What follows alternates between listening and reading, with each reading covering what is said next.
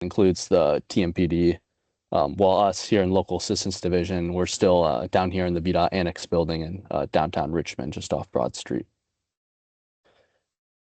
Next slide, Celine. And I think everyone here is familiar with the history of the office, but as a reminder, it was created back in 2023, and the key initial task set forth and directed by the GA to the office was development of a state trails plan, establishing information clearinghouse, or what we've called the resource hub, and a newer additional task from last year of creating a trail type and surface selection guide. We'll provide a brief update on all these items in later slides. And likewise, upon the creation of the office, the GA allocated funding to specific regional trail projects across the state.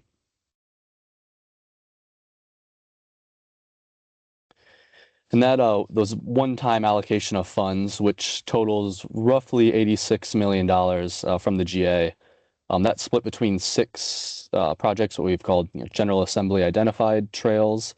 Here to the right, they're mapped based off the recording VDOT district across the Commonwealth.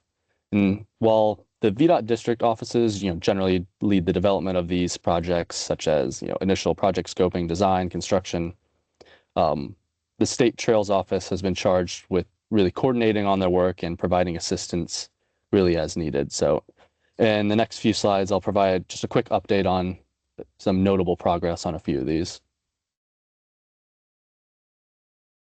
And just to get a better idea of where these projects are across the state and tracking progress on them, we do have threw them into more of an interactive dashboard on the State Trails Office website. It has links to all the VDOT project pages for the 6 projects.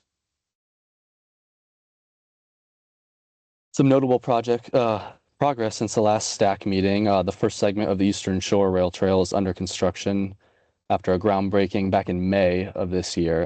This is the southernmost segment on the map on the right, the little orange line. That's roughly 3.6 miles from Cape Charles to Sheridan. There's a mixture of funding on this one. I know there's a federal earmark as well as the General Assembly allocated funds from the 2023 budget. So, and the pictures on the pictures in the slide are probably a little dated. I know the brick paver trailhead at the top left is now pretty much complete. And I know weather dependent, they're looking to lay asphalt any day now. I know Ron Wolf has been keeping me updated with some great photos over the past few months. Yeah, Ross, we'll keep those photos coming, brother. Yeah, great. Thanks, Ron. And just to give it better, zooming in on that project starts to the west, Cape Charles. That's where there'll be a trailhead, follows the railroad right-of-way all the way to Route 13, where it hops off the railroad right-of-way to use an existing traffic signal just to the south to cross versus installing a mid-block crossing there at 13. And this also connects down to a Food Lion and the Dollar General. And then it terminates up at Sunnyside Road. And I don't have the exact numbers, but I think construction bids for this whole segment in total was roughly $5 million for the 3.6 mile segment. And that does include the trailhead, just to give you a cost perspective.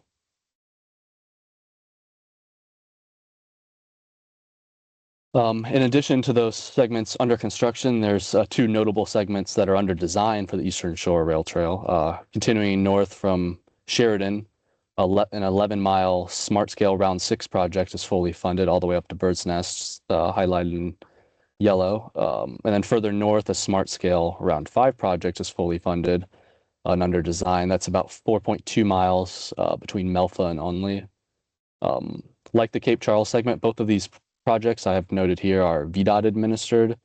That meaning that while the local units of government, and in this case it was Northampton County and the ANPDC were the smart scale grant applicants, the projects are ultimately administered by VDOT, and so they manage the project through pre-scoping, design, right-of-way, and construction.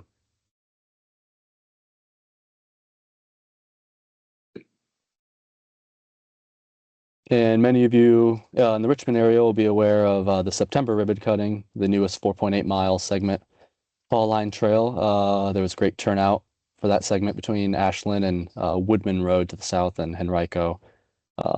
Big segment of the trail highlighted there in yellow. I know on the Fall Line Trail website, you can see a lot more photos of this new segment, as well as I know they got a great interactive map breaking up the corridor into the various segments. And as noted earlier, for those General Assembly identified trails, Fall Line Trail being one of them, specifically $7.5 million was allocated for the Fall Line from the GA in the 2024 special session. And I haven't zoomed in on these segments, but that funding went specifically to the Kanawha Plaza segment in downtown Richmond, as well as a segment along Route 1 in Chesterfield County, just south of Food Lion, if anyone's familiar with that area. The Kanawha Plaza segment, that's a locally administered project, City of Richmond administering that project. And they recently signed their project agreement here with VDOT. So it'll be good to see progress on that segment moving along over the next year. In that Route 1 segment in Chesterfield, that's another locally administered project from Chesterfield County. Yeah.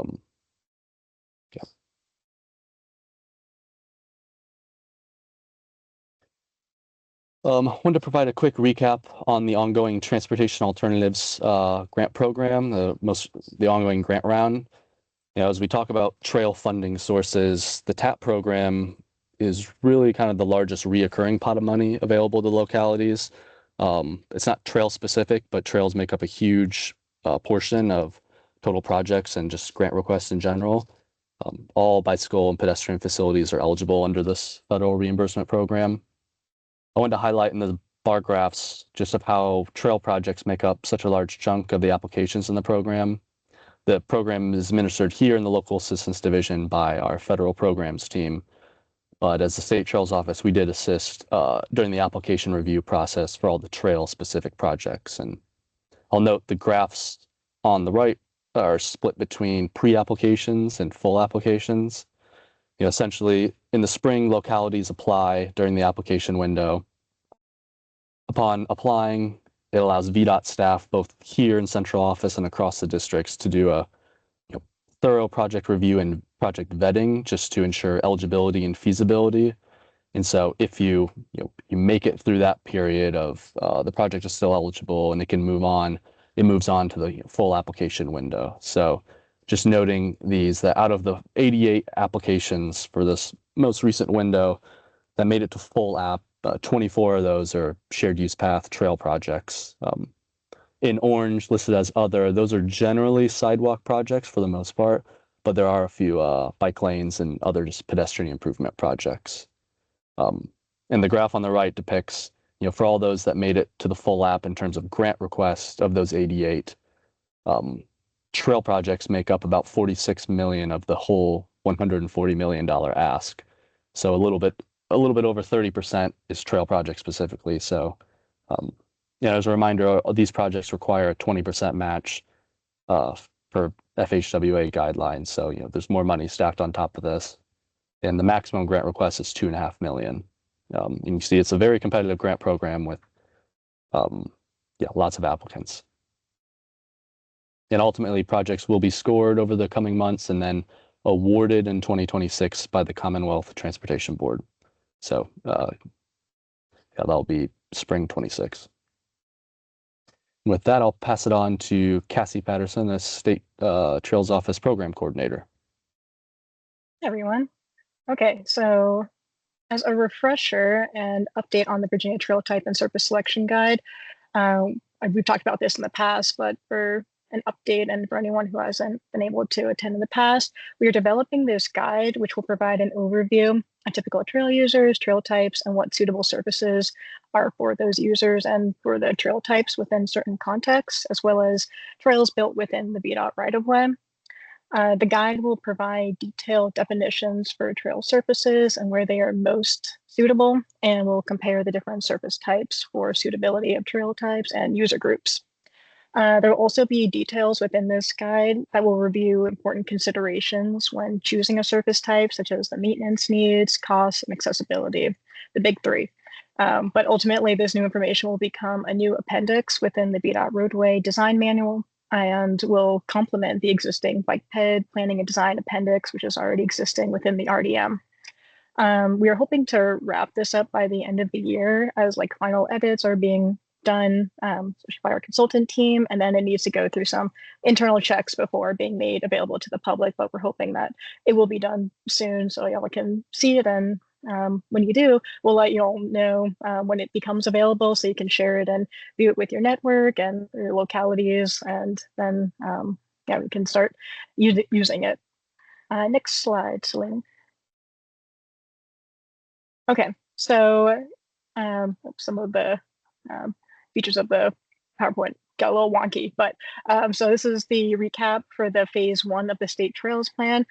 I know we've been talking a lot about this for the past few of the STAC meetings, but as a recap, the phase 1 of the State Trails Plan, his goal was to develop a framework for developing a system of connected trail networks and to do some like really high level GIS analysis on what the current state of the existing and planned trail network is in terms of what the population numbers are within certain distances of the trails, how the trails connect and reach underserved communities, as well as employment, and analyzing safety and how improving the network by constructing the planned trails can increase safety near high pedestrian crash locations along the PBSAP corridors, which those are as an internal, or as a VDOT map, which identifies corridors that are high safety risks due to crashes and other elements.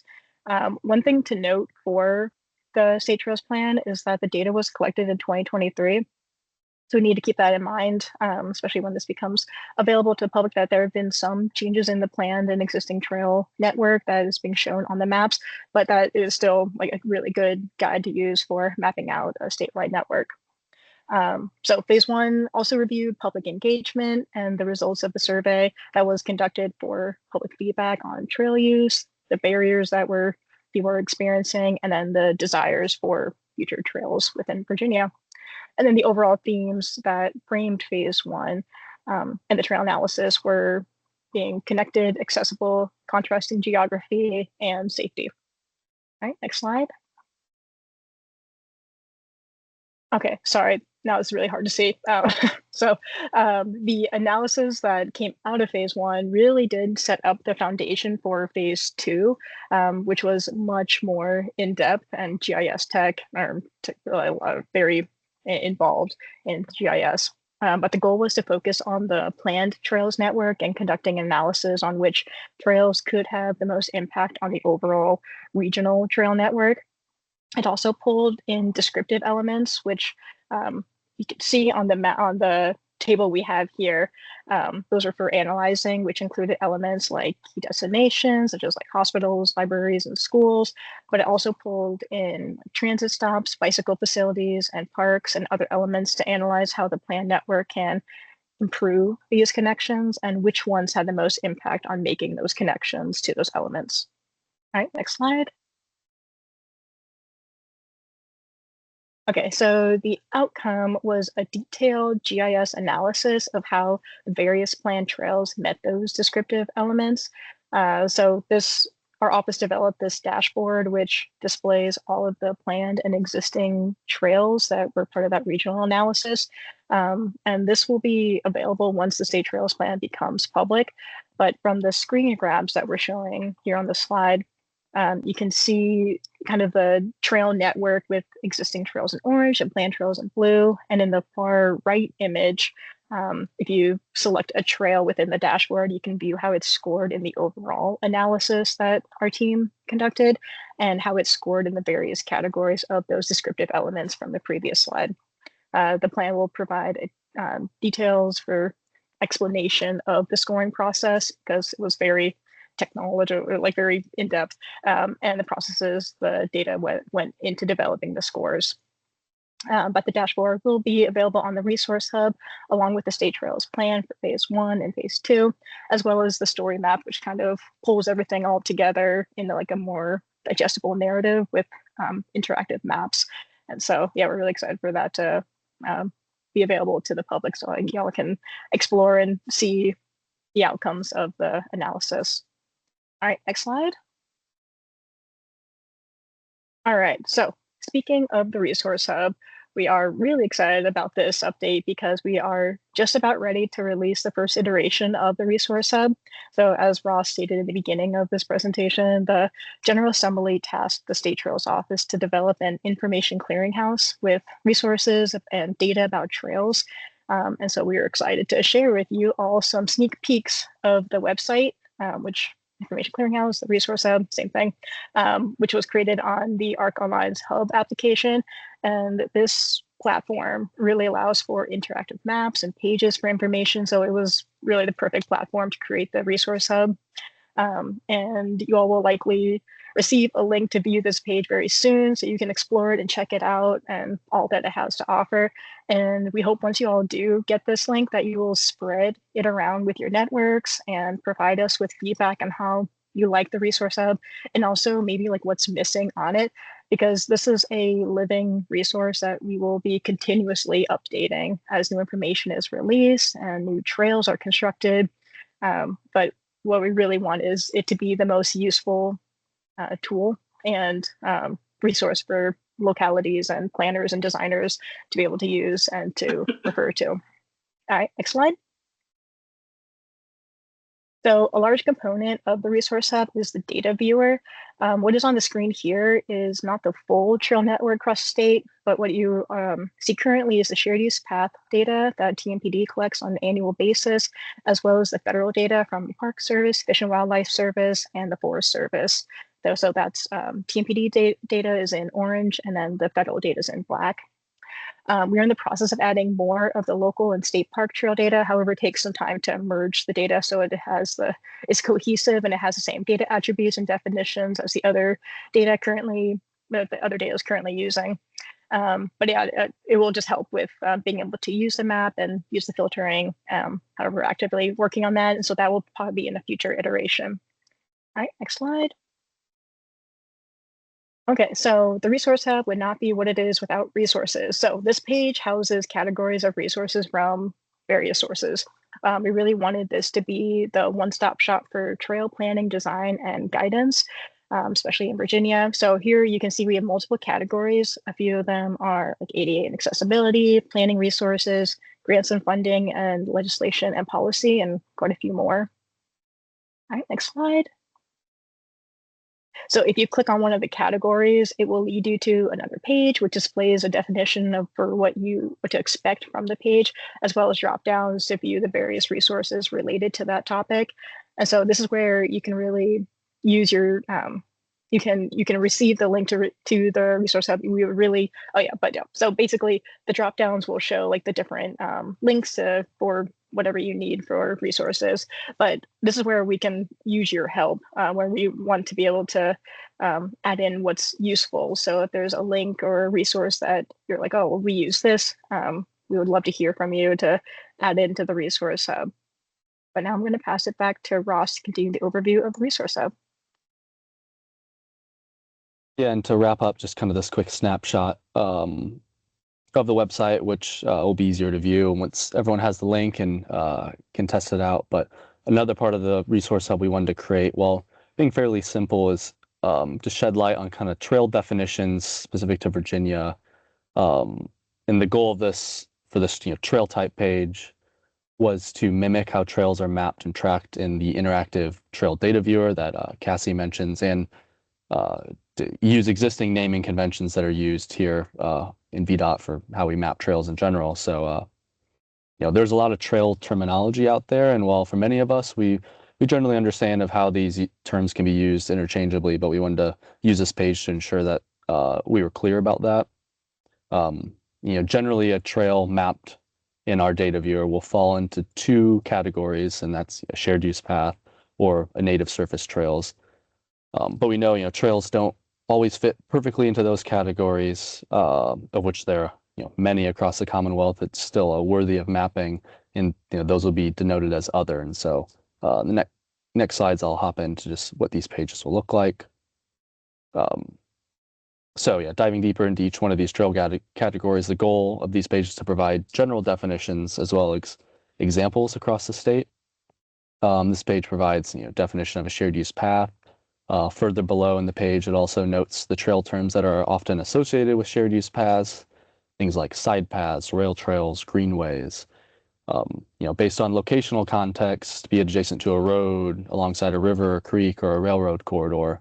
What we call, a shared use path may change, but shared use path is generally the overarching term, um, used interchangeably with multi-use trail sometimes as well. It's not always black and white, but shared use path is the one term that's really kind of tied to federal like accessibility language, as seen in, for example, something like ProWag. So wanted to like clarify that here and just know that typically surface type and width are general determinants for something like this, but we know that it can be nuanced. Next slide, Salim. And then the trail category from sheer mileage that's the most prevalent across the state are native surface trails.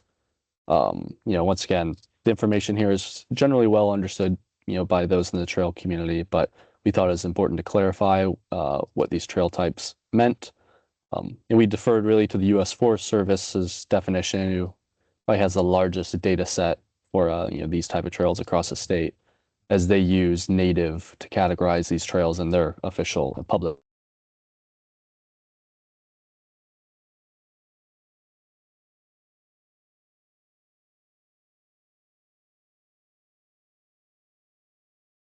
Did we lose you, Ross?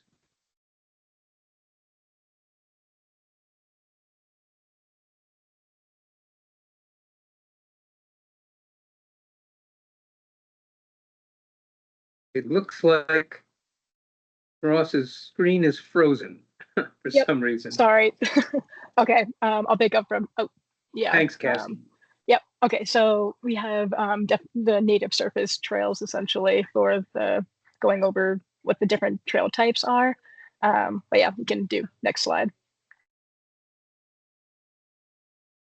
And then again, this is for the other trails and paths. So basically we had, it was easier to group the shared use paths as well as native surface trails into two different categories, but there's a lot of trails that don't really fit into those two categories. And those ones will fit into this other trails and paths, like paths that you'll see in like the little neighborhood local park that's still considered a trail, but maybe it doesn't fit the standards of a shared use path, but it's also not a native surface trail. So that will fit into the other trails and paths category. All right, next slide. Okay, so this is our last slide. So we would love to hear from you. We have our website, which will be updating when new things come out, but also we'll have the resource hub. And yeah, if you want to reach out to us about anything specific, you can reach out to us with our email, statetrailsoffice@vdot.virginia.gov. We'll look forward to hearing from you. Thank you. Great. Thank you very much, Cassie and Ross, and a very interesting update from VDOT Trails Office, and we're looking forward to great things with that resource hub. I'm very excited to see you guys doing that. So right now I'm going to turn it over to Josh Ellington from Virginia State Parks. He is going to talk about parks and trails within the state parks. So take it away. Thanks, Salim. Good afternoon, everyone. So just to touch base a little bit on what's going on in Virginia State Parks as relates to trails, a few statistics. So 44 state parks as of October 20th when we opened Hayfields State Park. And we manage a little bit over 81,000 acres across those 44 parks. And within those parks, approximately 730 miles of trail. That's a moving target on a daily basis, with new trails being opened or trails being closed down. And those trails range from hike-only trails to bike-only, all the way to multi-use trails. And they range from trails as narrow, like single-track trails as narrow as 18 to 24 inches, all the way up to more shared use paths, 10+ foot wide at some of our rails to trails parks across the state. Next slide, Celine. So you can imagine with that volume of trails, one of the important things we do is trail construction training. We have a high turnover of staff each year. So we host several trainings in collaboration with our sister division, Natural Heritage, each year to equip those staff to manage the trails. Trails are an essential experience within our parks that helps connect our users to the resource, but we also have an obligation to protect that resource while doing so. So we do a sustainable trails training that teaches the basic concepts, which I'll dive into a little bit more in future slides. But we also do a specialty topic. So that could be building trails through sandy environments, or armoring with rock, building steps with rock, various types of specialty situations that you run into, all the way to our mechanized trail training, where we are able to use equipment to help us navigate and build trails a little bit more efficiently. So next slide, Celine. And why is sustainable trails important? A lot of you are going to know this, but just to kind of reinforce, trails without good planning and design can be very problematic. And that also includes having user input along the way. Older trail systems that we try to retrofit for sustainability may not serve the user the best. Desired experiences can be left out by a narrow focus, sometimes focusing on using what's already there or trying to go to a specific area just because it looks to be the best area to go can leave out an experience that we're looking to provide a user. And a lot of you probably know trail users are ever changing and diversifying, kind of only on a daily basis almost, it feels like sometimes. So what those trail users expect as part of their experience is a moving target for us often. Next slide, Celine. So a lot of things that people think about when they think about sustainability, but mostly people look at kind of that physical sustainability. They're looking at how is this trail going to hold up in certain weather conditions, and we certainly want to look at that under certain use conditions. We want to look at that. You can see from the pictures here, poorly designed trail in bad locations can lead to erosion over time, high maintenance cost, and you can often end up fighting a losing battle. So we certainly take a strong look at the maintenance sustainability as we lay a trail out and proceed with building that trail. But there's some other factors that we like to look at from an ecological standpoint, from a managerial standpoint, and a social standpoint. Next slide, Celine. So when we look at ecological, we're looking at a lot of different things, but we're looking, does the trail fit into the landscape?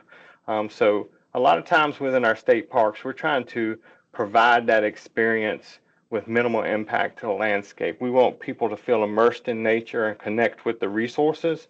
And we often hear that from our users. They want to go to a place of solitude, a place where they feel connected to nature and experience that trail. So we put a lot of effort into how do we blend this in.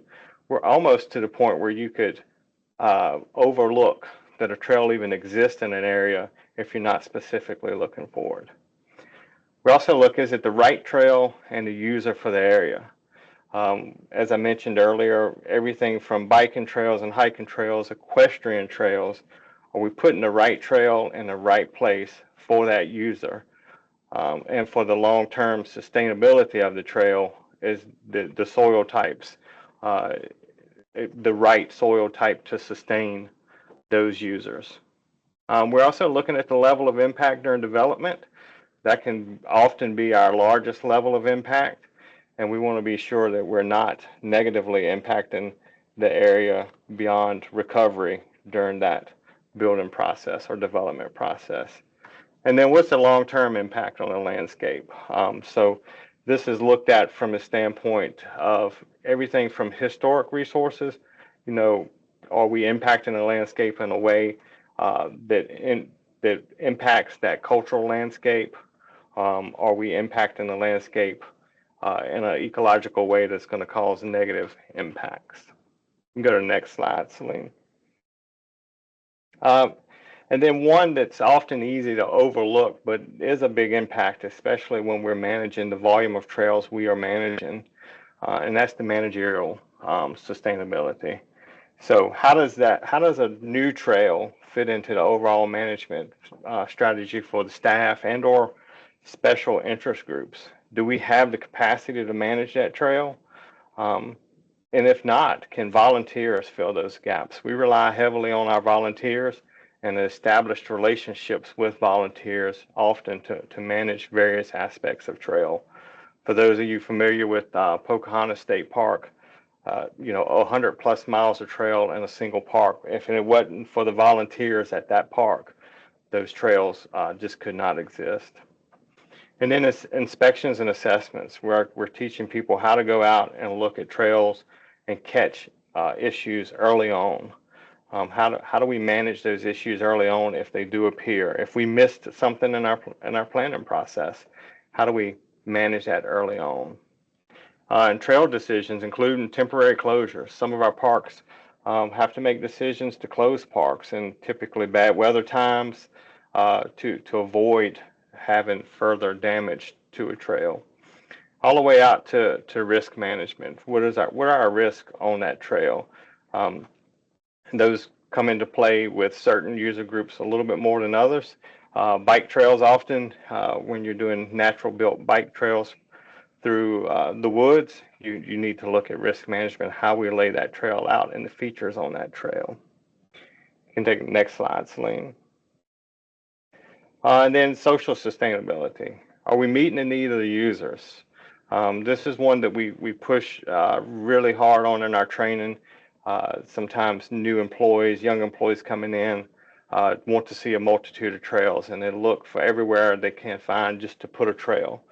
But it really needs to be a trail with a purpose and meet the need of a user visiting that park. And that comes in a variety of ways, including, what are the variety of trails that we have and what are the difficulty levels we offer. So offering a variety of difficulty levels within a park to meet that diversified user group that is visiting the parks. We're also looking at mitigation of user conflict. What types of users are on the trails together, or do we have specific user trails that are close by? It'd be very difficult to put a bike trail, one single bike trail in the middle of a bunch of hiking trails and expect the bike to stay off of those other trails. So we also often look at how do we mitigate that user conflict. And do we have enough of the right type of trail? Sometimes we can look and we determine we need a hike-only trail, only to find out that the volume of hike-only users coming to a specific park is relatively low, and that trail may be better served as a multi-use trail. And then how do they navigate the park? So what are the tools that we're giving them to navigate the park and use that trail? Next slide, Celine. So what are some of the tools we use during this process? We're often looking heavily at the Virginia Outdoors Plan data. Provides a lot of good information on the trail experience that our different users are seeking. We have an internal review of proposed trail actions. So we partner with various other agencies, and we have data that we look against, historic resources or sensitive RTE species. So we're reviewing that trail action internally to make sure that we're not causing any negative impact or we're minimizing impact. We also have our comments count surveys that come in from our visitors to Virginia State Parks, just providing kind of essential information of how people have experienced that park in the past. And we also, staff observations, one of the strongest things we have on the ground is our rangers. They interact with these users on a daily basis, and they're hearing what users are seeking, what they don't like, what they do like. We also gather a multitude of information during our master plan process for each park, again, where it's a public-driven process and we're hearing from those users. And then one of our final tools is our trail management manual. It's currently under revision, but it provides a wealth of information to our rangers on the ground to help them in navigating these processes, whether it be managing a trail, developing a trail, looking at an old trail, and determining what action needs to be taken on that. So that is a very high level kind of glimpse at some of the things we do in Virginia State Parks and how we look at sustainability beyond just physical sustainability, but long-term sustainability ecologically, managerially, and socially. I know time is limited today, Salim, but if anyone has any follow-up questions or any information they'd like to learn a little bit more about, Salim will be able to put you in touch with me after this meeting today, and we'd be glad to share information with you all. Great. Oh, thank you very much, Josh. And also there will be, there hopefully will be some time left at the end for people to ask some questions. So if you have time and you can stick around, maybe they'll be able to ask some of those questions during the course of this meeting.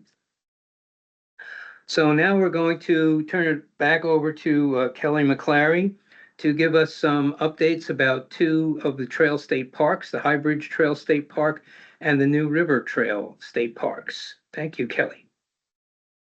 Thank you, Salim. And I wanted to, before I get started, I wanted to thank Josh and VDOT representatives for giving us that time that you have with the trails programs, because I think so many people out there, including me, have always been open my eyes about what we're really doing in the trail world. And sometimes, unless we have a meeting like this, we don't necessarily see.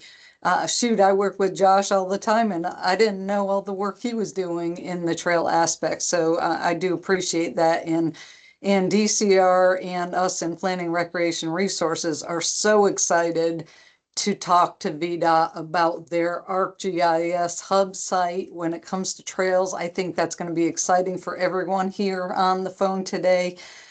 We had a little bit of preview a couple weeks ago with Ross and Cassie that came to our office, and we are so excited to add that into our Virginia Outdoors plan. So our goal, whether it's in 5 years or 10 years or however long it takes for us to do it, is to finally have all of the trail information that's available in one place. And I think we're with ArcGIS and these hub sites that Ross showed you today, I think that it's happening, right? It's happening for all of us. And I'm sure a lot of people on the phone are excited to see that finally we'll be able to see a lot of trail information on the ground in one place. And I hope over time we get it.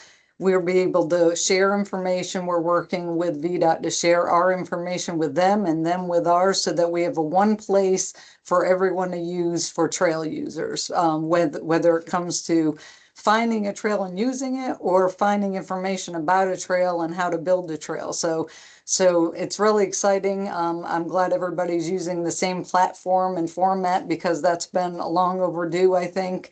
So we're really excited to share that information with VDOT, and for everyone on the phone to know that DCR and VDOT are working very closely together to align all of our information in one place.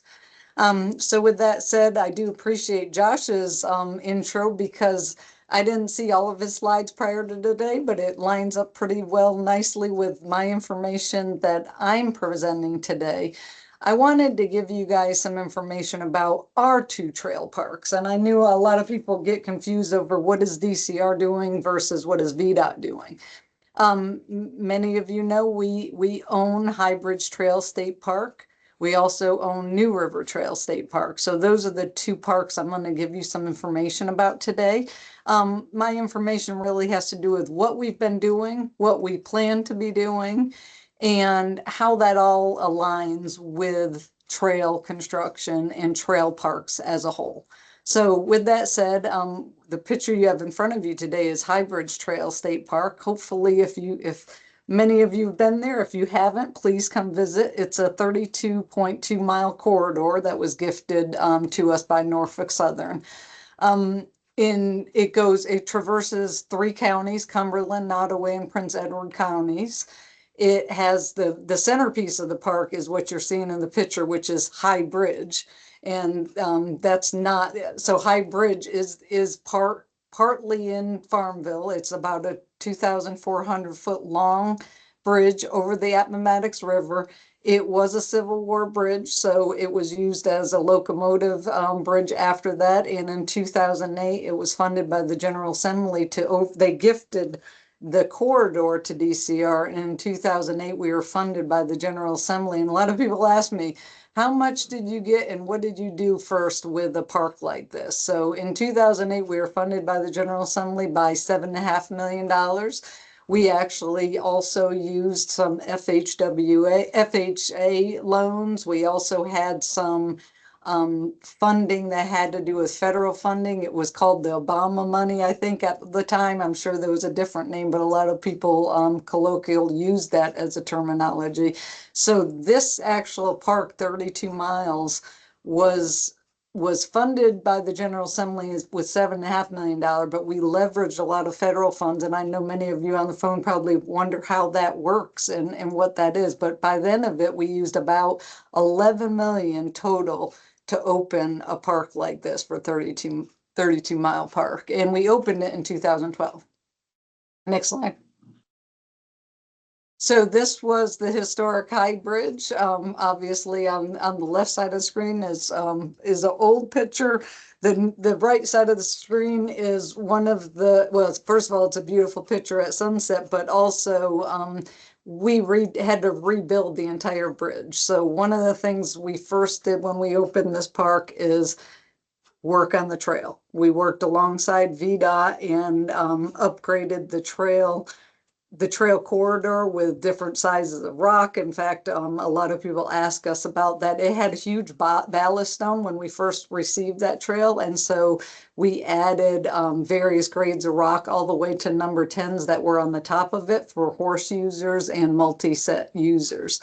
The right side, though, one of the second projects we did is actually 6 bridges along the trail. So when we got to these bridges, all they were railroad ties about 10 foot apart. So what we did in this right side picture is pretty much remake the entire High Bridge and of course added rails, added guardrails, and added decking.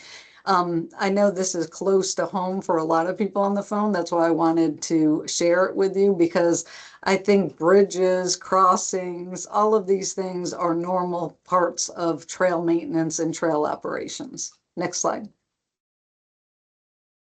So some of the things that we have been doing. So we are in the process of master planning. Josh mentioned we complete a public process master plan of every park every 10 years. High Bridge Trail is one of those parks that's in the midst of master planning right now. So even though it is a trail park, we do complete a full master plan every 10 years.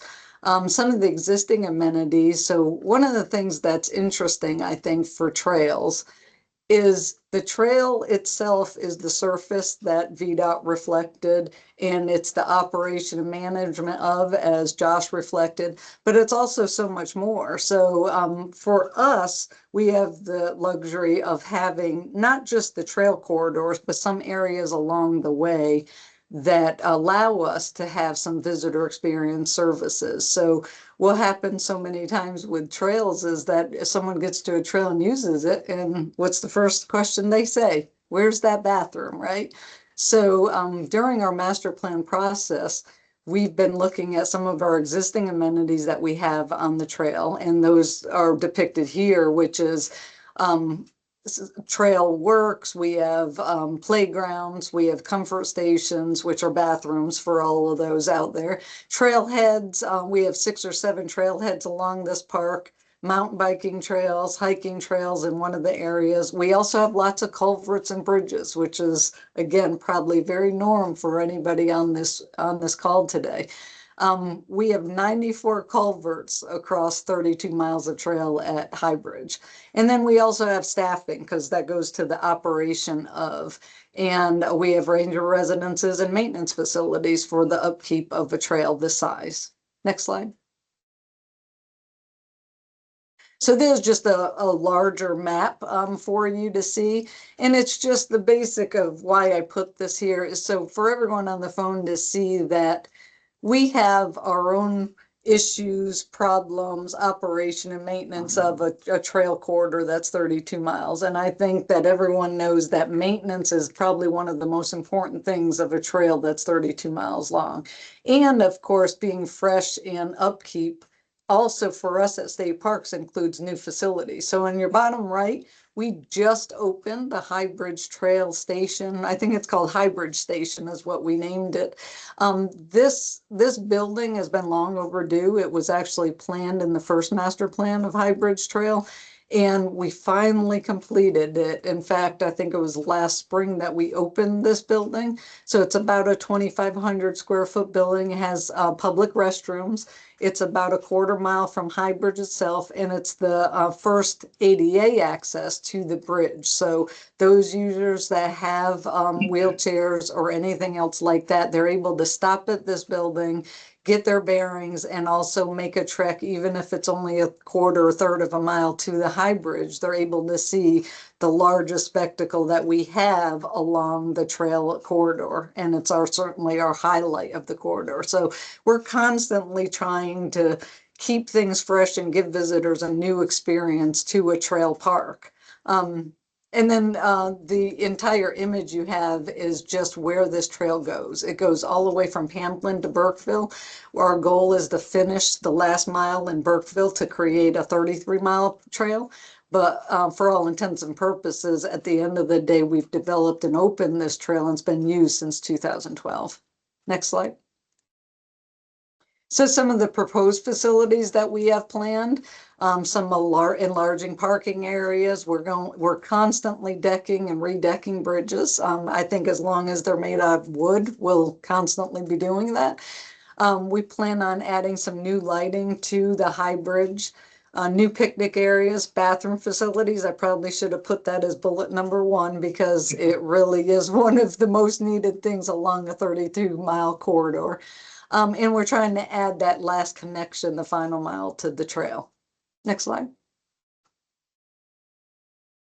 So that was High Bridge Trail. And it's just what I wanted to share with the High Bridge is just the ongoing work that even DCR does along their trails. So New River Trail State Park is our second trail park that we own in our system. And this year, I think many people, and I know Lisa Quigley is going to go on next after me, is we learned a lot about hurricanes this year. So next slide. So some of the background at New River Trail, it is a 57-mile corridor. It was built from abandoned railroad. It spans 4 counties, including Galax. So it spans Grayson, Carroll, Wythe, and Pulaski counties, and it goes through the town of Galax. 39 miles parallels the New River. So it's exciting for us whenever we can share a resource along a trail. I do think that we probably get a lot of visitors just for that reason. And I'm sure it keeps us busy when it comes to operating and managing a trail like this. Next slide. So some of the improvements that we've been doing in the last 5 years or so. So the inn at Foster Falls, and I'll share a picture in a second with you on that, but that is one of our, it's certainly for me as a highlight of my career. It's about a 12,000 square foot building, but it was built in the 1800s, and we finally got the chance to renovate that building, and it just offers one more amenity to a trail park like this. Not every trail has the luxury of having a location like we do at Foster Falls, where it gives us a place that people can come, and they may only come to that location and that alone. And if that's the only location that they come to, they can share just a portion of the trail ride and not necessarily see the entire trail, but they get an idea of the river and some of the amenities that we have to offer. So some of the other improvements we've been working on. So we are almost done with 17 bridge renovations.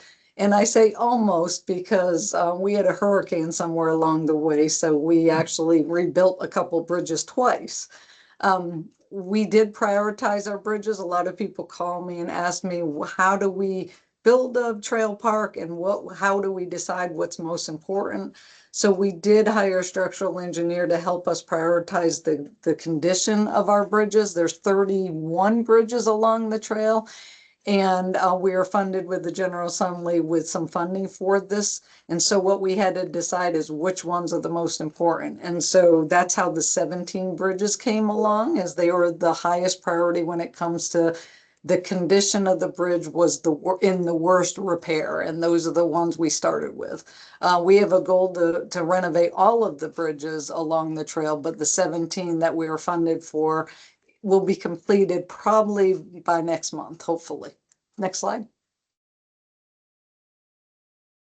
So this is the inn at Foster Falls. I'm not sure if I've shared this with this group or not, so I can't help but share it sometimes. This is what it was. This was built in 1888, this building, by Foster Falls Mining and Manufacturing Company. Over the years, it went through lots of changes. It was an orphanage. I think it was burned at some point in time. So until we finally got to when we renovated this building, and if you notice to the right, there's a third story on this building. So what we did is turn this building into a 10-bedroom inn that you currently can rent at a room by room basis. And the third story, if you're interested, is where we're putting the mechanical area of the building, but it actually was original to that building. So on the left side, you don't see the third story. That's because it did go through many years of fires and all kinds of different things happening. So there's one of the amenities. I know many people on the phone will not have this opportunity to necessarily have an 1800s hotel that they get to renovate along the trail, but it is exciting for state parks to be able to offer amenity like this, as well as be able to have your bike somewhere along the way and be able to stay in a hotel like this, whether it's a 3-day weekend, and then take your bikes on a corridor ride, whether it's a 5-mile ride or a 50-mile ride. So it's exciting for us to offer things like this. Next slide. And then the 17 bridges. So we've been working, as I said, to renovate these bridges. The picture to the left is probably typical of many of you on the phone of what you have if you crossed any kind of body of water over time. The wood rots over time. Everything rots. And so if you notice that, hopefully you notice the big difference between before and after pictures.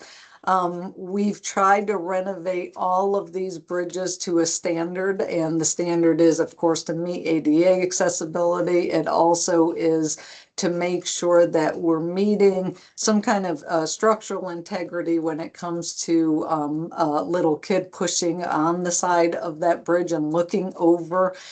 We do have a tight knit weave fencing that we use within the structure itself, and that's, even though I know a lot of people may think that makes sure that I can't see what's below, it also is a safety provision for us so that those little kids that like to climb on the rails, they don't necessarily go through and over. So our hope is that even though we're always changing and always renovating, our goal here is to have some consistency with our trail bridges and to make sure that they meet all of the users' needs. So this width, if you're curious, is about 10 feet inside to inside. It changes throughout. So it looks, I realize some of them do look narrow and not all of our bridges are the same, but we try to make sure the bridge width is enough so that you have passing pedestrians or bikers allowable to pass themselves in some kind of safe manner. So it's some of the things that we've been working on, and I think I wanted to share this with the group because I think it's a common thought and a common thread across trails all across Virginia.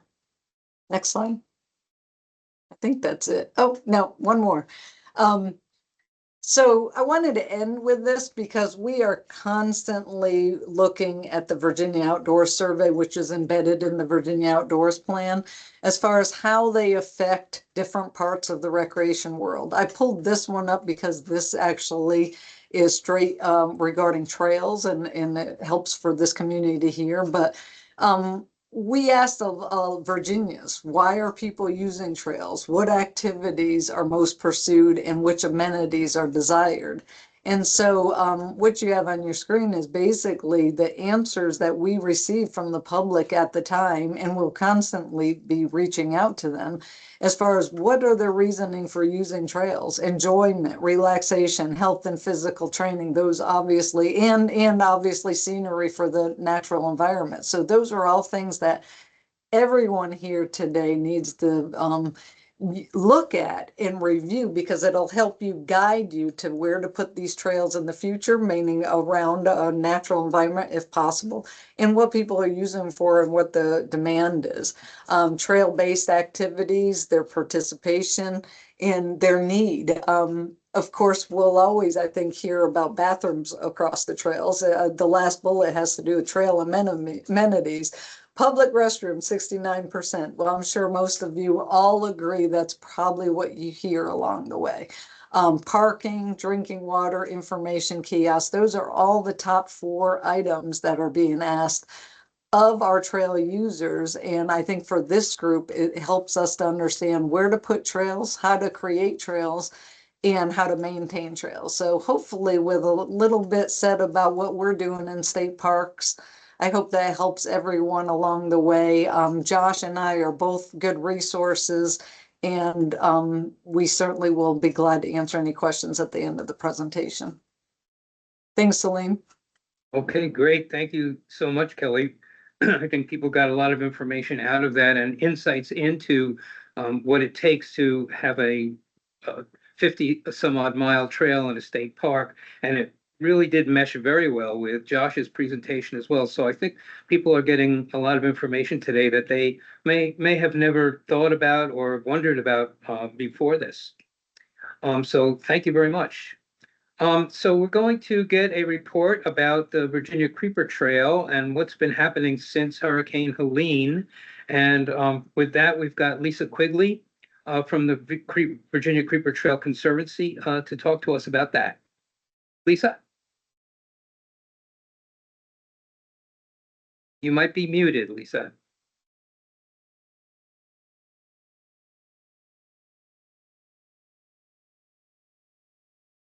Hear me now? There you go. Yes? Okay. Yes. Okay. Thanks, Celine, for all of your backup help, and thank you all for coming to hear a little bit about the Creeper Trail, along with all these other great presentations. And Kelly, yours was particularly pertinent to what we're beginning to look at, and so I may be in touch very soon to discuss some of the specific points that you brought up. But anyway, next slide, please. So how do we get here? Well, as Kelly mentioned, we had a hurricane, a kind of unusual event in southwestern part of Virginia, and it struck that area on August 28th. And I put 2025. That is not true. It's 2024. There was widespread inland flooding from that hurricane because of all kinds of things, but one of the most pertinent is the geography. When you have 25 inches of rain on top of a mountain that is now rushing down a mountain, well, you can imagine what you end up with. And that was the cause of so much damage that we endured. The biggest impact, other than, and I'm in no way minimizing any of the much more significant impact on people's lives, the biggest impact was on the Virginia Creeper Trail. As most of you know, that's it's a historic trail, and it was one of the first rail to trail conversions in the U.S. So, it has a special place in lots of people's hearts. We generally see around 250,000, 240,000 visitors or users per year. That has changed, and we're trying to get our arms around what that looks like today, which will have to be reassessed again when the trail opens. So this massive storm impacted the trail, as I mentioned, and we lost 31 of 47 trestles on the 34-mile-long trail. So a significant amount. And when I say lost, they were either truly lost, they disappeared, we never saw them again, or they have been damaged so badly that they will have to be repaired, before they're usable again and before we can open up the trail again. The storm also impacted just the town of Damascus because of the trail. That portion of the trail from White Top, Virginia down to Damascus is a pretty significant elevation change, and that water went straight into the town. Over 140 structures, well, actually it was almost 150 structures were lost in the town of Damascus. And believe it or not, we had 2,000 landslides in the area in the 72 hours following the storm. It was pretty mind-boggling. So the U.S. Forest Service owns the portion of the trail above Damascus, and that is the portion of the trail that was such a catastrophe. And initially, of course, we didn't know anything about it because all attention was on rescue and recovery, which is where it should have been.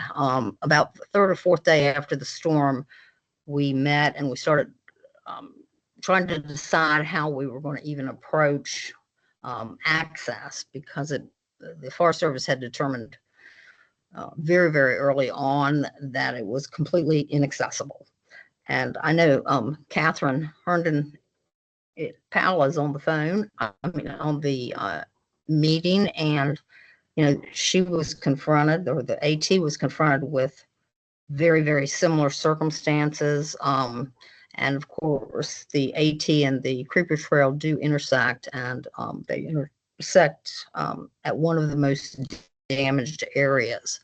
And they have done a fabulous job getting that trail back open. So, Catherine, if you want to add something at any time, that would be great. So how do you assess what's wrong? Well, you've got to access it, and that was clearly beyond most anyone's ability.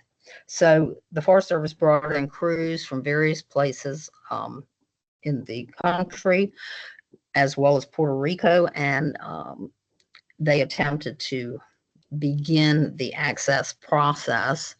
And as of today, we can access just about every square inch or so of the Creeper Trail. So we've made a lot of progress. But again, we've lost 31 of 47 trestle bridges, as well as portions of miles and miles of trail itself.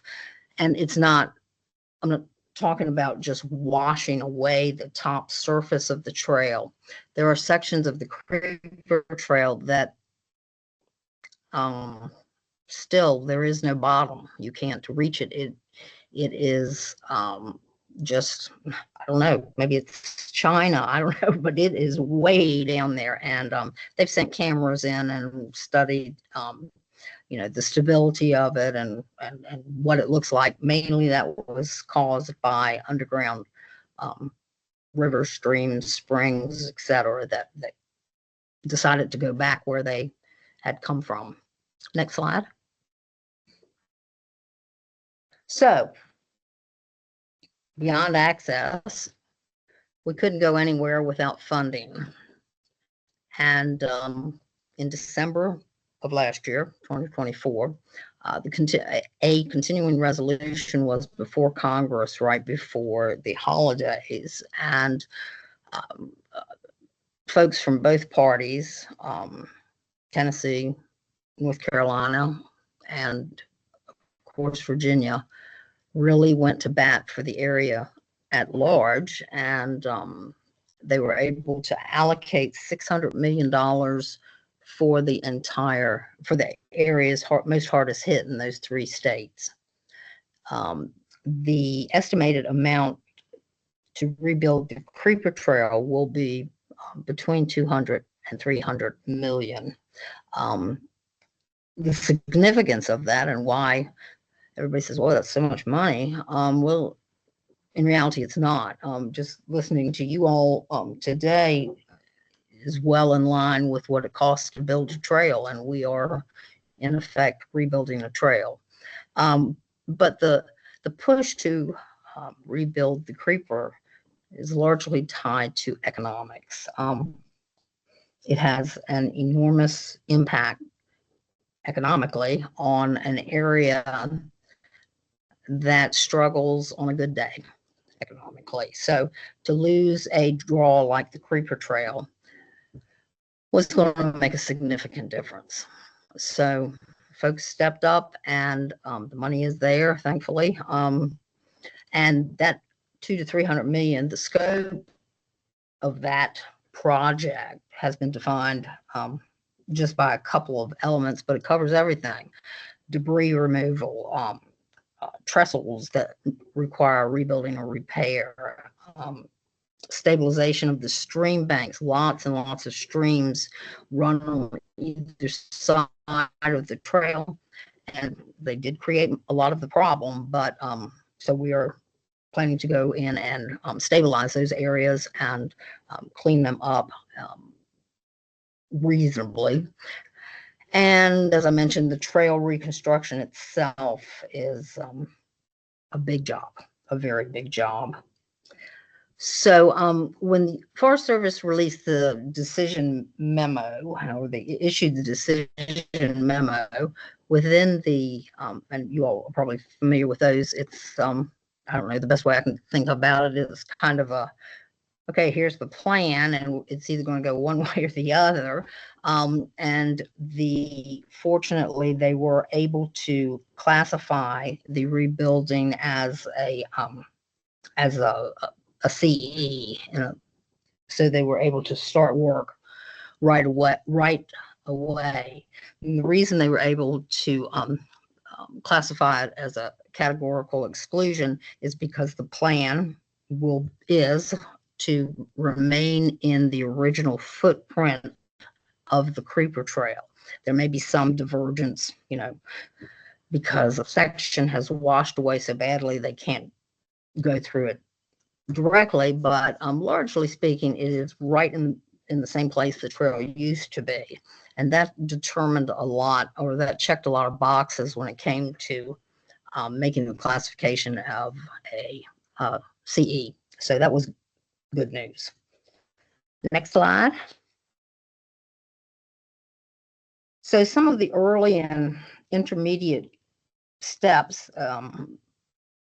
that the Forest Service, as well as the governor's office, as well as us as a nonprofit organization that solely supports the Creeper Trail. Some of the earliest, and some of these are continuing points, are the following. Once a decision memo was issued, the Forest Service began the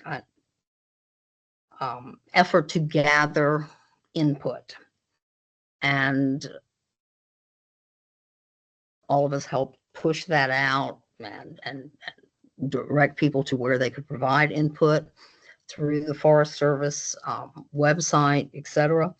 And it turned out to be so critical because people were chomping at the bit to say that this needs to be designed this way, or you need not do this way. And I'm not talking about engineers. I'm talking about folks that are in Kroger shopping, and everyone had an opinion, still have an opinion about the final results of the effort.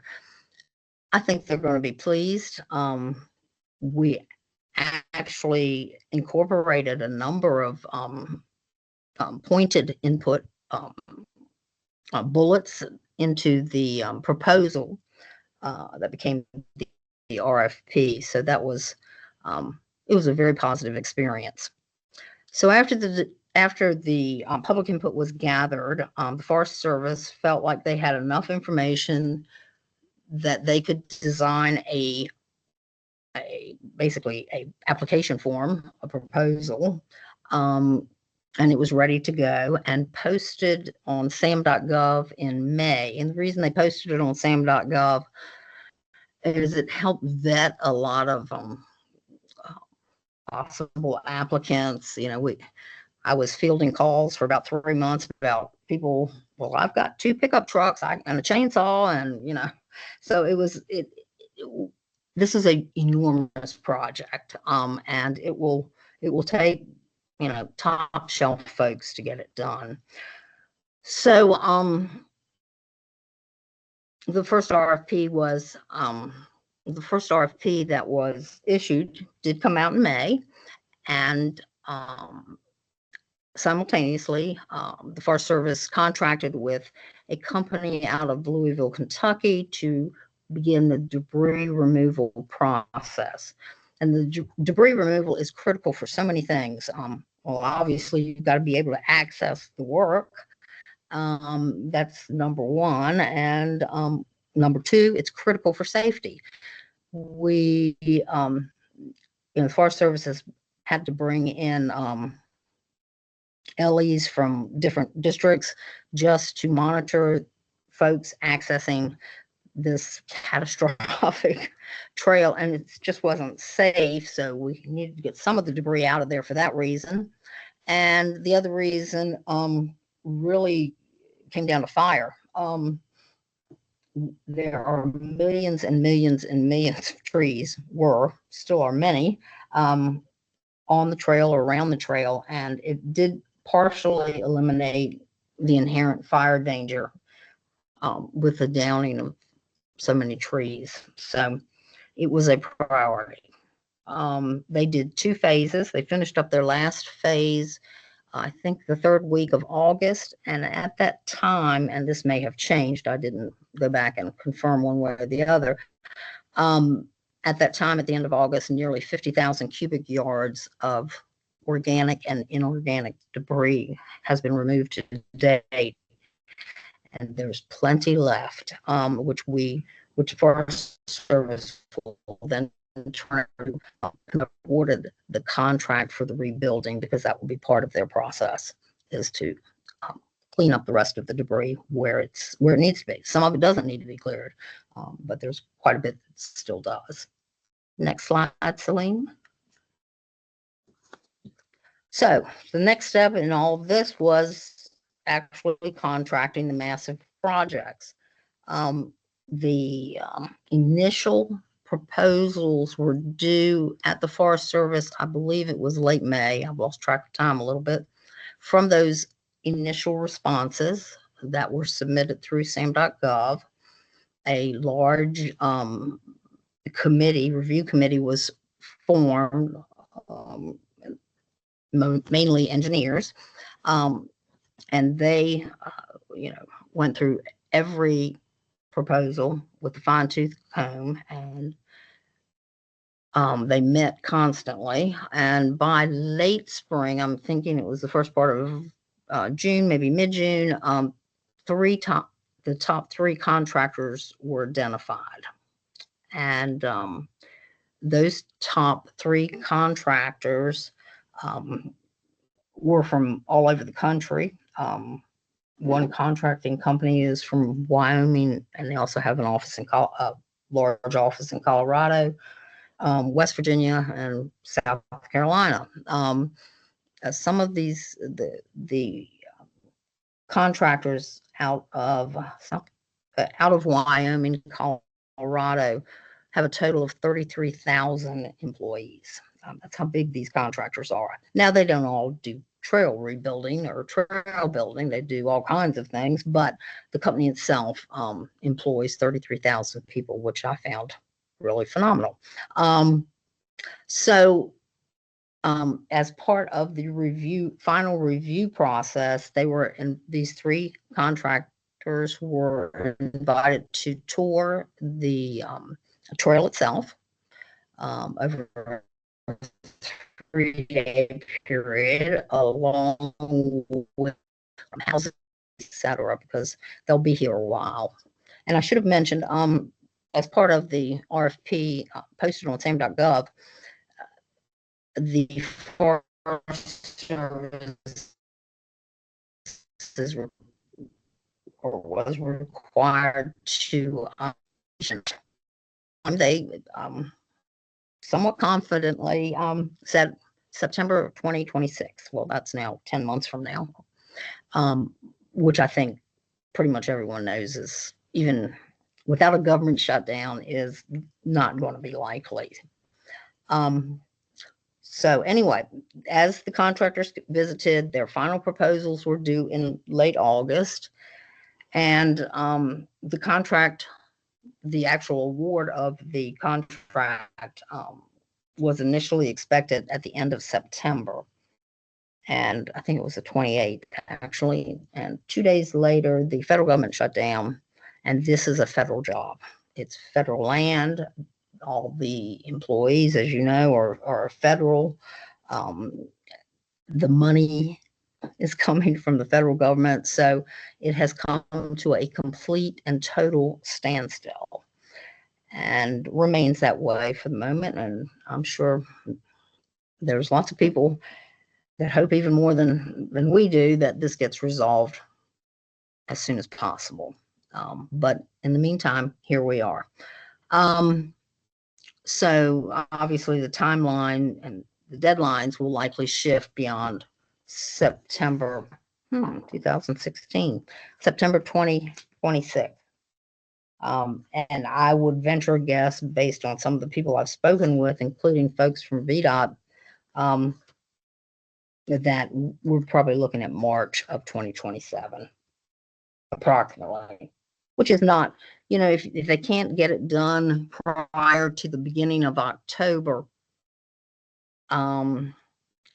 it probably doesn't matter that much if it's at the end of December or the end of February, because our trail traffic drops to, as I'm sure is true everywhere, drops to almost nothing. So opening in March, April of 2027 may be the perfect time. I think we all agree that let's get this right rather than get this done fast. So that's where we're headed. Okay, next slide, Celine. So a couple other, I call them progress milestones, but they're important milestones because they're important psychologically, because so much of this has been a real kick in the teeth for lots of people that depend on the Creeper Trail. Many who have lost their businesses, many folks who've lost their homes. So to have progress, visible progress, turns out is pretty important, and being able to communicate that as well. One of the biggest, if not the biggest, sign of true progress was the repairs to Route 58. When someone from VDOT, I guess it was probably at the end of the first week after the storm, sent me some photos that he had taken from his phone of Route 58, and it was awe-inspiring, but not in a positive way. It was absolutely incredible. The force of the water to just remove a road was something I don't know many people had ever seen. But VDOT, and all the credit goes to VDOT, we reopened the trail to great fanfare on May 22nd, which was 5 months ahead of schedule, not 5 months behind schedule, 5 months ahead of schedule. And 58 is so essential for public use. I mean, most folks, it was I believe, an hour and a half detour to get over the mountain if you lived someplace like Conorock, without 58 being open. And obviously, it was also essential for trail access. That is the main way we have always accessed that section of the trail. And so that's important for the reconstruction efforts, but it was really important in the immediate aftermath of the storm, because most folks above the section of 58, their water supplies came from the Damascus area and other areas, but the pipes ran right underneath the creeper trail. That's the way they put it in, which makes sense, except when the trail disappears and you no longer have water. And there were over 100 people that went without water for a significant amount of time. So it was critical that it was open as soon as possible for lots of reasons. Reconstruction, obviously transportation access, and basic utilities. Other milestones, large sections of the trail have since been widened. And when I say widened, it's not a finished product.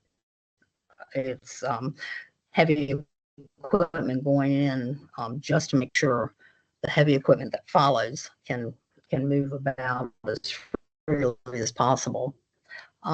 Temporary bridges were also installed where needed. So much of the trail, a lot of bridge work was required as well. Okay, next slide, Celine. Almost the last slide. As most of you all know, the Creeper Trail is a 34-mile long multi-use trail. It once ran from White Top Station in Grayson County to the town of Abingdon in Washington County. And it does feel like at times it's two distinct trails because you have a trail with lots of elevation change, which is the Forest Service, which has been the portion that was badly damaged. And then from Damascus to Abingdon did suffer some damage, but it was mainly, a tree was over a trestle, that kind of thing. And that was easily and quickly repaired or removed, whatever required. So about a week after the hurricane, or a week after Helene, the section from Damascus to Abingdon opened up for trail traffic. And it has remained open post-storm. So I think that's a real testament to a lot of things. One, how important trails are to people, that they're going to come out and not ride the part they want to ride or walk on the part they want to walk on, but they want to be there. And it's a real testament to the towns and other folks that made this happen. So it still is wide open, and I would encourage anyone that is interested to get out there soon before all the leaves are gone. It's a beautiful time to be on the trail. This section and keeping it open is really vital for the bike shops and all other trail dependent businesses like restaurants, B&Bs, Airbnbs, hotels, any kind of lodging. Without any of the trail being open, well, I'm not sure where we'd be, but I am pretty sure where Damascus would be. They're very dependent on the Creeper Trail, just as they are dependent on the AT. And without those trails, it would be a very difficult time. However, from the Creeper Trail perspective in Damascus, I think these were from the September tax records. The bike shops themselves and the shuttle companies are still down 70% over 2023 prior to the storm. And a couple have not made it. And that was difficult to see, but it was the reality of everything going on. So optimistically, we are all focused on next year. It may not be next year for the reopening, but it will be shortly thereafter. So, we spend a lot of time reminding folks, especially the businesses, that this is going to get better. And we have tried to provide as much resources as possible, not just financial, but all kinds of resources, social media support, etc., to support their efforts. And we'll continue to do so. Next slide, Celine. So despite the enormous destruction and just the difficult things that folks had to face after this storm in this little tiny area, I think we've learned some lessons. I know I have, and I think it's a little bit easier to stomach when you can step back and say, oh, well, now we know this. And you all understand this inherently, and I guess I did too, but it was really eye-opening to see it in action. And some of these I can't impress upon anyone how important they are. But as we all know, trails transform people. The Conservancy, received lots of notes and Facebook messages and so forth in the 2 months or so after the storm, and I was blown away by some of the notes we received, some of the messages we received. I mean, I'm talking dozens that all talked about the quality of life aspect of being outdoors and being on a trail. And it reaffirmed something I probably haven't spent a lot of time thinking about for a while, but they really do transform people. I listed a couple of direct quotes. A gentleman sent me a note that said, "This trail saved me 15 years ago. Without it, I would not be here." The second one, "I'm 10 years sober because of the Creeper Trail, and you'll have my support forever," etc. A woman wrote that her kids, that it left an indelible impression on her children, who are now adults and who are now avid cyclists, runners, and outdoorsmen and women. So I don't think we can ever walk away from our jobs at the end of the day thinking we haven't done good, because we have. And any support we lend in any way to trails, regardless of their purpose, is not wasted time. Secondly, relationships and advocacy matter and cannot be underestimated. One of the things that the Conservancy has done well at over the years is fostering deep, meaningful relationships with all kinds of people, business owners, state legislators, our congressional folks. Tim Kaine and Mark Warner must have visited the trail after the storm, between the two of them, 25 times. The state government has been extraordinarily supportive. To Governor Youngkin's credit, he was on the ground 12 hours after the storm hit. I don't know how he got here, but he got here. And he designated a couple folks to focus on what efforts and what types of things the state can, or the Commonwealth could do to support these. We have a phenomenal VDOT residency locally, and they have always supported and come up with resolutions to problems where trails and roads intersect, and sometimes just on the trail itself. Having that as in our back pocket really made a difference when we had to get things moving quickly, and we'll always be grateful for that. So what's my point? My point is every effort should be made to develop meaningful relationships with the folks that support trails, not because they might do something for us one day, but because their advocacy matters. And when they're out with other folks and they can talk about the Creeper Trail, or they can talk about the New River Trail, it all matters. So that when it certainly served us well, and it financially, but it served us well, I guess, psychologically too, that there were so many government agencies and other nonprofits that had our backs. Next, how much is accomplished when there is collaboration? Now, I listed a bunch of different organizations, agencies, and so forth that came right out.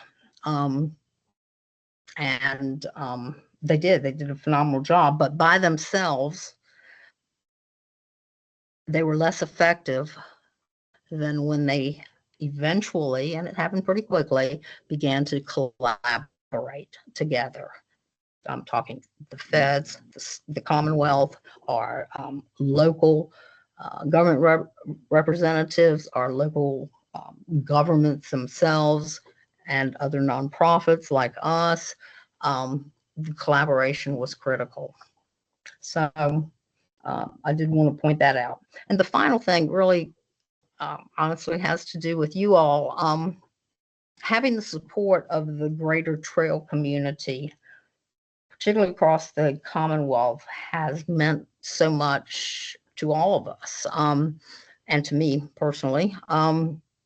I've heard from many of you offering, a similar story and how they overcame it. And if it wasn't wisdom, it was support, and it was kindness. And I can't tell you how much we appreciate that. And thank you for all of that, because that has helped sustain us. So that's our story.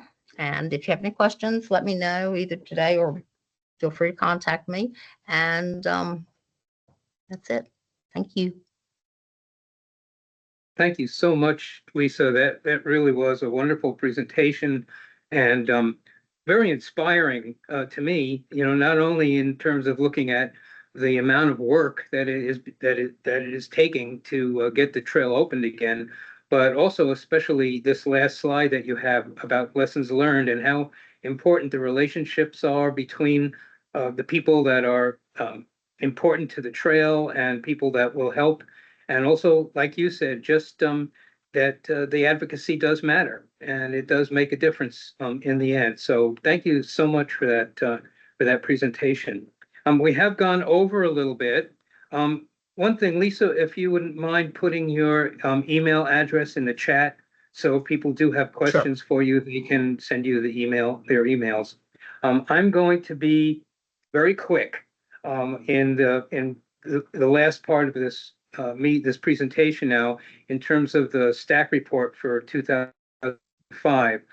I only meant it to be a summary in a way of what's in that stack report that we deliver to the General Assembly every year. So I'm going to make it even shorter and have you just kind of go through this very quickly, that we went through the presentation of the Virginia Outdoors Plan in a digital format. We also talked about the amount of grants that the Recreational Trails Program gave out from DCR this year, as well as the VDOT Trails Office had a section of the report talking about the first phase of the statewide plan, that was completed, and that they expect to complete the rest of the second phase in 2025. I guess it is 2025. So we're also talking about the development of this context-sensitive trail design guidelines and specs that they spoke about in their presentation today. Also, we talked about the progress report for STAC from fall 2024. The meeting that we had then, if you remember, the report that Lisa gave then about the Virginia Creeper Trail impacts from Hurricane Helene. We also updated the information about the standard operating procedure, which the membership voted on at that point. And then talked about the spring 2005 report, meeting that we did the presentation about the Virginia Outdoors Plan at that meeting, as well as updates again from VDOT and DCR.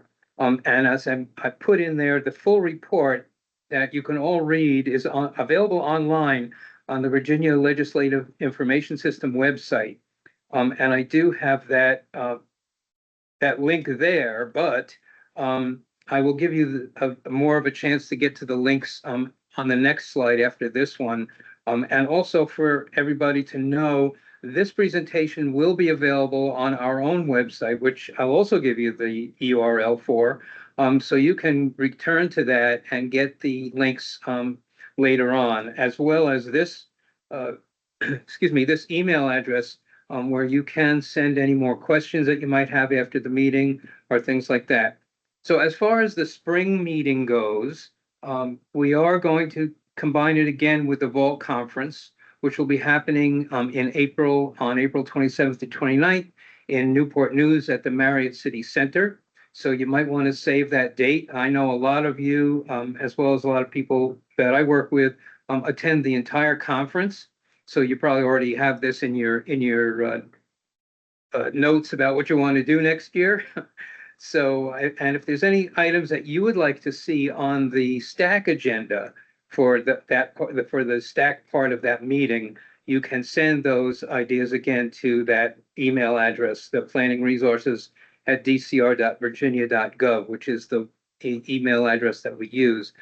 Because we're running 15 minutes late, I am going to hold off on questions and answers. So please, if you do have questions for myself or for any of the presenters, just send them to that email address and I'll get them to the people who they pertain to, and we can get the questions answered that way. So this page, if you want, has links for the email address. It has the link for where the STAC report is on the Legislative Information System website, and also where you can see the meeting recording and the presentation. So those are three. I'm going to leave this up for a minute. So if people want to copy it down or copy, print their screen or whatever, then they'll be able to see that. I want to thank everybody for taking time out of your days to come to this meeting. It's very important when the members show up for the STAC meeting and support the work that we're doing, both from the DCR point of view and from the VDOT point of view. It's really great to see all the people showing up for these meetings, and we do appreciate it. So I'm going to leave this up for a minute, and then I'm going to stop the sharing.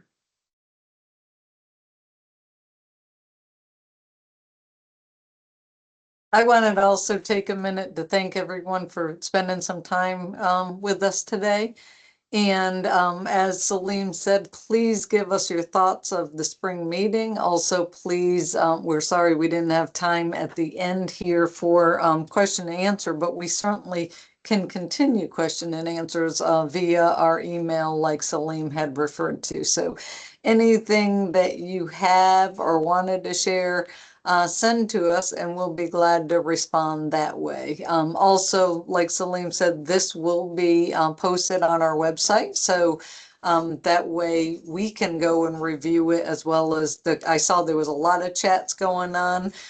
We didn't have someone necessarily monitoring to respond to those chats today, but we certainly can look at those and group them together and respond to them after the fact. So I think Salim and I can look at the chat recording and see what we need to respond to as well. So thank you all for sharing your day with us, and we appreciate it. And we love to have new ideas about what you want to hear at the spring meeting. So send those to us as well. Great. Thank you very much, Kelly. Yes, actually, that is kind of what I was going to speak to next, was the fact that the recording also did include the chat. So all the questions that you put in the chat have been recorded, and we will be able to get to them after this meeting as well. And we'll stay in touch with you as well as we can. So I'm going to stop sharing this right now. I want to say thank you all again for your participation and for your patience in going over this time. I hope to see you in excuse me. I hope to see you in Newport News in the spring, and I hope to hear from you as well. So thanks a lot, and have a good day, everybody. Thanks for coming. Bye-bye.